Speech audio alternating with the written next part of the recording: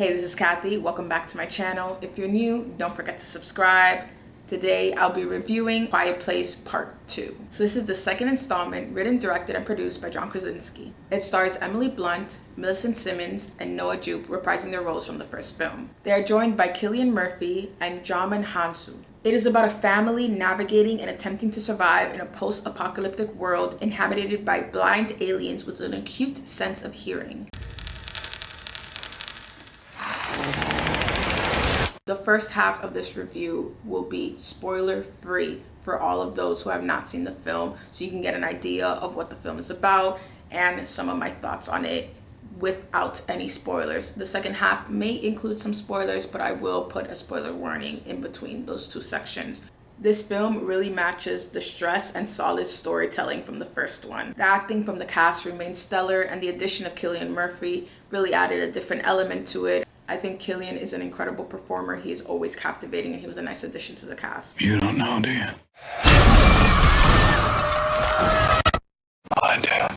I love that the storyline expanded to the outside world more than just the family. We get to see how other people are surviving in this post-apocalyptic world. The family dynamics and chemistry were raw and authentic. It allowed for a lot of great moments among the actors filled with vulnerability, highlighting the solid acting of Millicent Simmonds as Regan. I enjoyed that this was an evolved version of Part 1. The cinematography by Polly Morgan provided a nostalgic look with the use of 30mm film, as well as anamorphic lenses in some moments. The sound design was probably one of my favorite things in this film. I think it's award worthy. Credit to the sound editors Eric Adal and Ethan Vanderen, and re-recording mixer Brandon Proctor. The moments of sound, especially in the opening scene, were highlighted, and the moments of absolute silence where they were putting us in the perspective of Regan, the deaf character, were perfection, and the transition between both happened so seamlessly. Those moments were highlighted a lot more in Part 2 compared to Part 1. If I were to compare which was better, Part 1 and Part 2, I honestly would not be able to. This is a very solid sequel. If you haven't seen The Quiet Place Part 2, I highly recommend you go watch it in theaters. It is one of those movies that should be enjoyed in the movie theaters with the best sound possible. But I know that there are still some restrictions for some people, and some people still don't feel comfortable going out to the theaters. So if you're one of those people, then stream it. I'm not entirely sure where it is streaming. If I find out, I'll put it in the description box below. But if you do stream it at home, make sure you are in darkness and no distractions, the biggest screen possible, because this movie deserves that. Now, if you haven't seen the movie, I suggest you stop watching this video right now because the second half will contain spoilers. So if you haven't seen the movie, I suggest you stop watching this video, but I do suggest you come back to this video once you watch the movie to see if we have the same opinions on things or how you feel about certain things, and you want to let me know in the comments. I would appreciate that.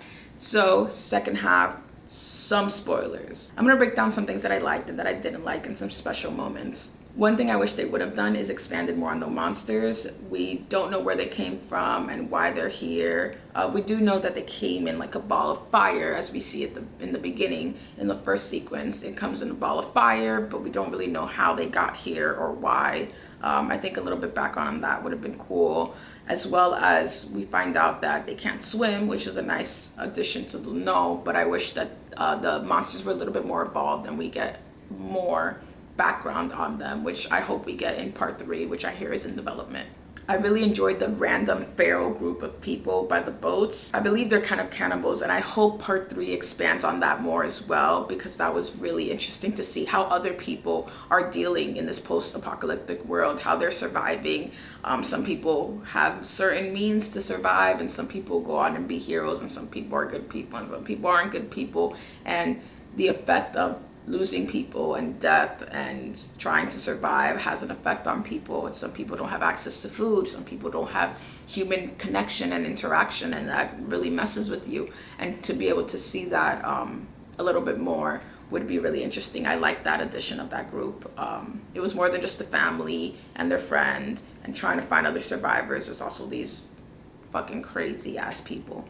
It adds a different level of horror because there are scarier things than just monsters. Humans are quite terrifying. One of my main issues with the film was the misuse of Jamin and Okirite Onaldawan. We finally have some diversity in this film with 2 black men, and they die within 5 to 10 minutes of their introductions. I was so excited to see Oak, to the point that I was like, oh my god, I didn't know my mans was in this movie, for him to die in his next scene.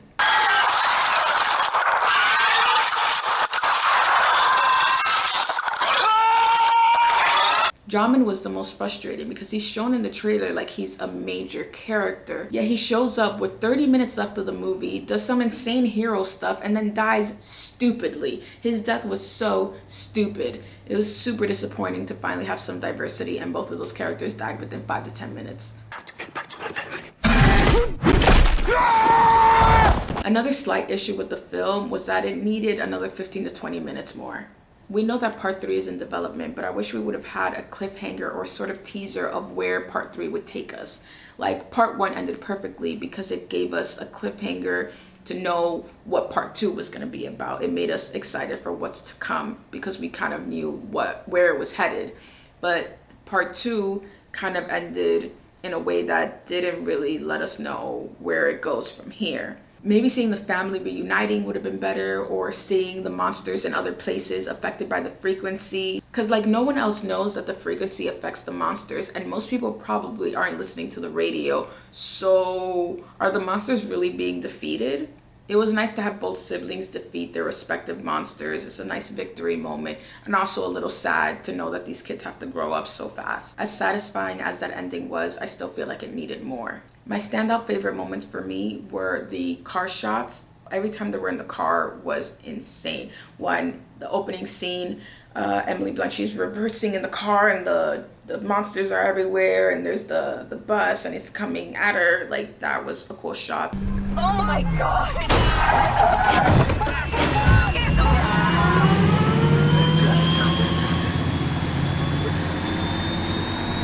When Cillian and Jamin are in the car, and he's also reversing and driving crazy, and the monsters behind them, like, those car shots were really, really cool. A lot of action in that. And speaking of the opening sequence, I absolutely loved that opening sequence. It was nice to see John Krasinski in it again, and also to have that small little backstory of how everything started right at the beginning of it. Then finding out that the monsters have acute hearing. All those little scenes in that opening sequence were amazing. And like I mentioned before, the audio of the film is so well done. And those moments where everything's like extra loud at the beginning, even when he's kind of pulling the bag to get the oranges.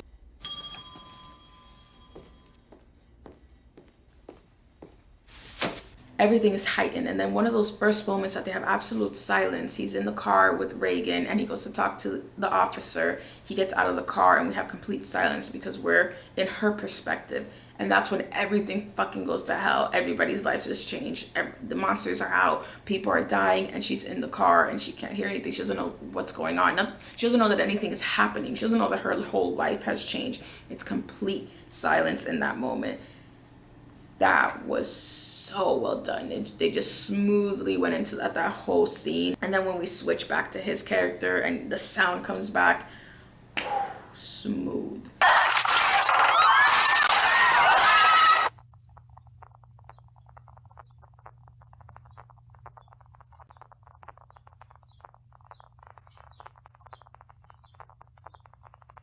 Another standout moment where she thinks she lost her cochlear implant and she kind of breaks down and is crying and it's complete silence.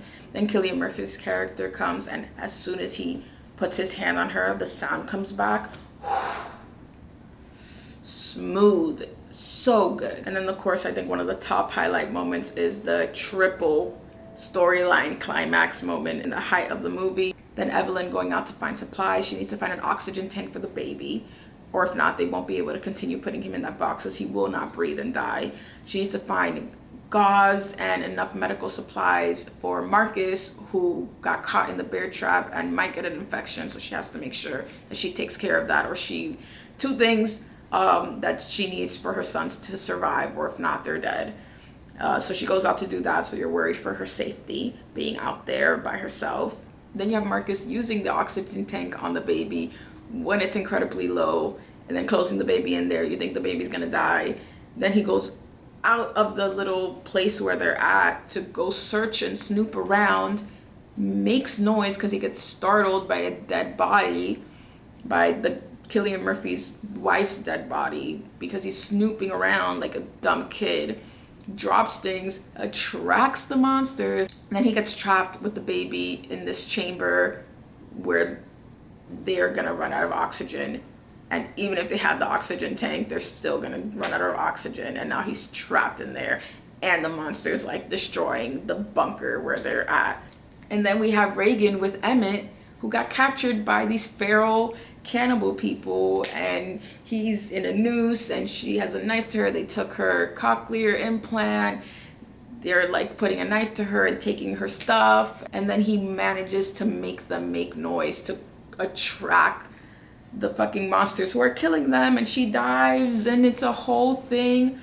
All of that was so tense and stressful, and all of them making dumb decisions and doing dumb things and just being just in a moment where none of them were safe and everyone had potential to die, was a great climactic moment.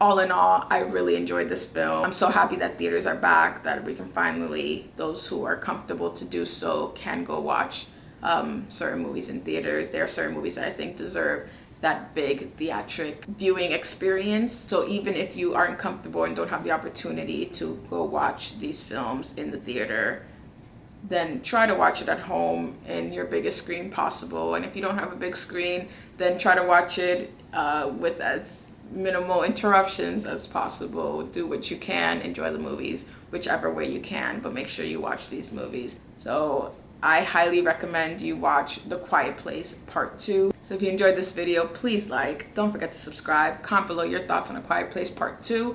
What do you think A Quiet Place Part 3 is going to be about? Other movies that you're excited to watch this season, and I will see you in the next one.